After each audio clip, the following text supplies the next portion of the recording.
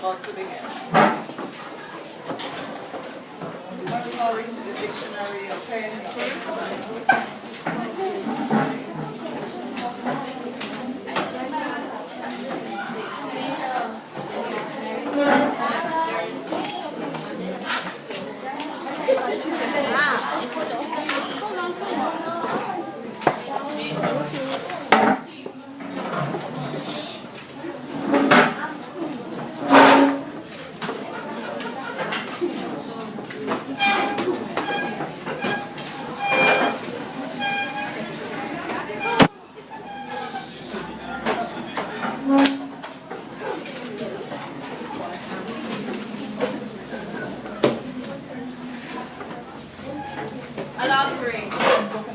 Bye, said Jeff.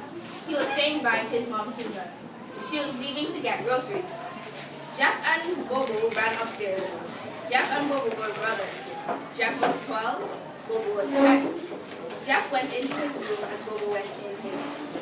Do you want to play with the PlayStation? Asked Bobo. Okay, said Jeff. Bobo and Jeff were playing with the Sony PlayStation when they heard a bang like a glass breaking. The boys ran downstairs. Their mother's glass container with a diamond ring in it was broken. The diamond ring was gone. What are we going to do? Asked Jeff. Bobo, go see if the doors are open. Bobo ran and did as he was told. He came back and told Jeff that a white Lexus with tan windows with gold hubcaps had just driven away. Do you know anyone who drives a Lexus? Asked Bobo. Yes, Mrs. Smith. She goes to our church, Jeff answered. Maybe it was her, but we had better not jump to conclusions. Oh, I better tell you now. I got the license plate number of the Lexus as it drove away, Bobo told Jeff.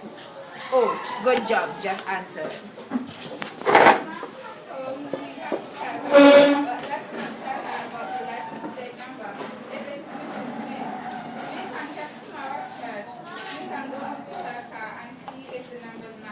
Jeff went to suggest to Bobo. Bob agreed that they now had a plan. The boy's mother came home. When the boys told their mom she called the cops. They came and said that they would work on the case, but could not find any obvious clues. That night, the boys went to bed. They were excited to have a real mystery to solve. Tomorrow it would begin.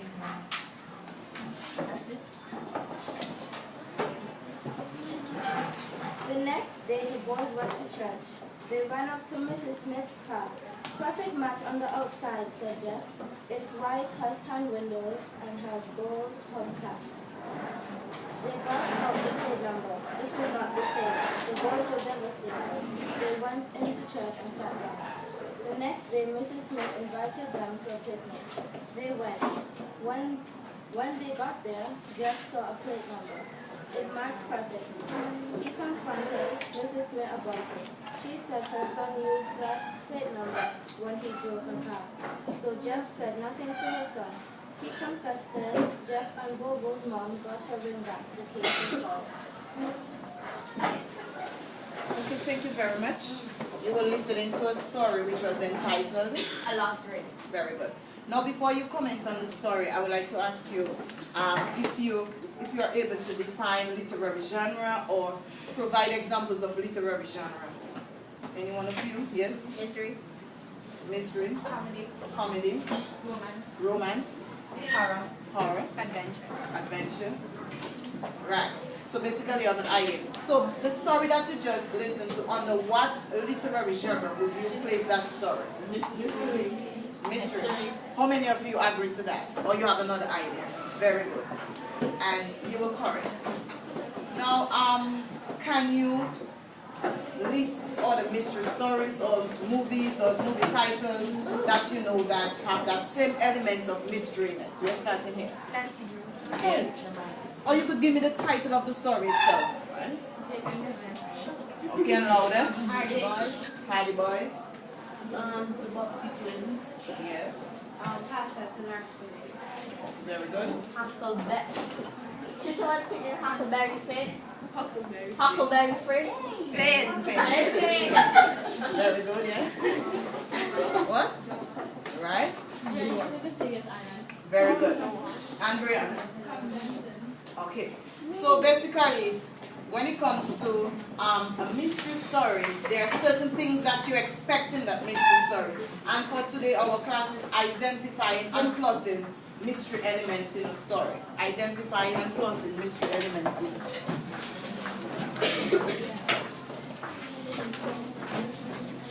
And our topic for today is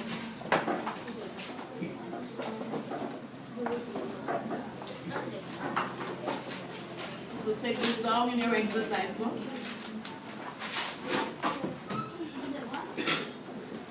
The topic.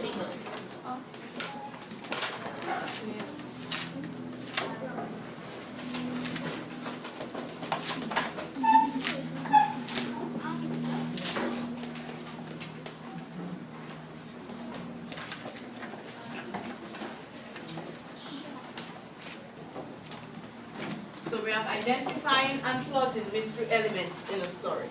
And so therefore you'll be able to identify special vocabulary words that are used in a story.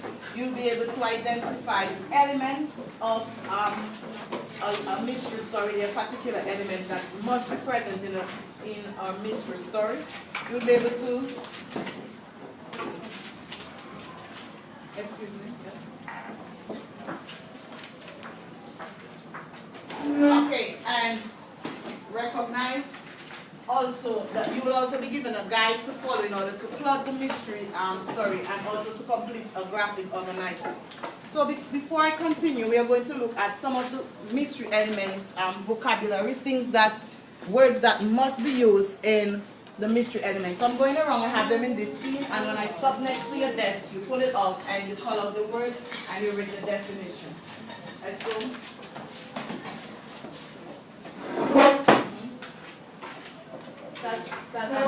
Stand and go. Mystery words. An excuse that, no, alibi. An excuse that accused person uses to show that he or she was not at the scene of the crime. Crime, an action that breaks the law.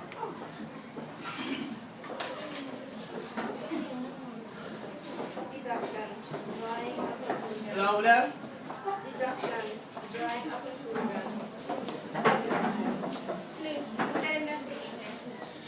Notice, reason that a person does something can include anger, hatred, love, or greed. Red herring, a false clue that throws the investigator off track. Evidence, a single statement that helps the prove. Louder, I'm not hearing you. You're speaking to soft. Evidence, a single statement that helps the prove who committed the crime. Suspect, person who has a motive and to have committed a crime. Detective, an investigator looking for and gathering clues. Big clue, a discovery that helps solve the crime. Clue, a fact or object that gives information towards solving the crime. Witness, person who has knowledge about the crime. Mystery, something that is unknown. Hunch, a job not based on facts. Okay, some of the words, how many of you have heard some of the words that you heard that were defined a while ago? Very good.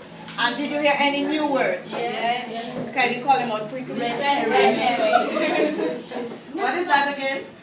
Read it A again. false clue that throws the investigator off track. Right. So sometimes there is also always a false clue, and then you think, oh, this is it, and then when you watch again, this is not it. It just distracts totally through the detective off track. Any other word quickly?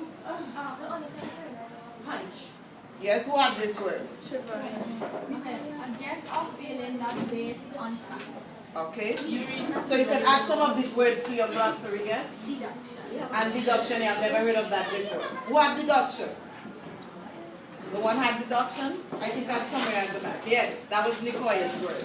Red herring supposed to be a fish. Yes. Well, yes. But there, remember there are words that we use differently. The same words differently. I term of thing. Sleuth, and that was science word. An investigator. Right, simply an investigator. So when you're writing a mystery story, you have to incorporate some of these vocabulary words into your own writing. But more specifically, we are going to look at the elements. What is it in particular that you must put in the story? And I have a chart that will assist me in bringing that across to you. I need someone a tall person.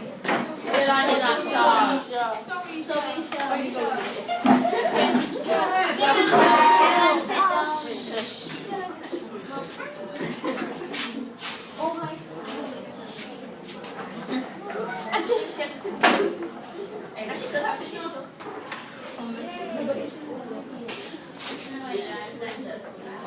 Mystic Ball. Wait, Miss Baron, you write all of that?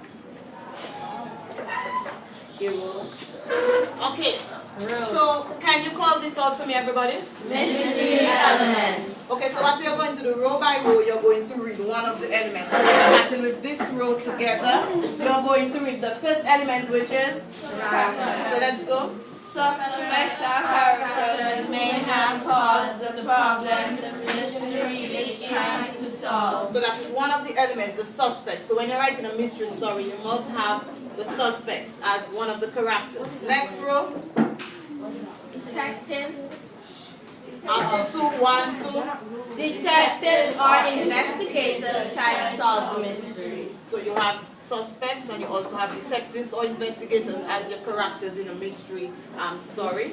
Next. Setting, the location where the mystery takes place. Very good. And remember from our past class, you can basically create your setting especially to fit your literary genre. If it's a mystery story, you might want it to be somewhere maybe nighttime, some secluded area, or some other area where it will enhance the mood of the story as well. Next row after 2, 1, 2. Plot.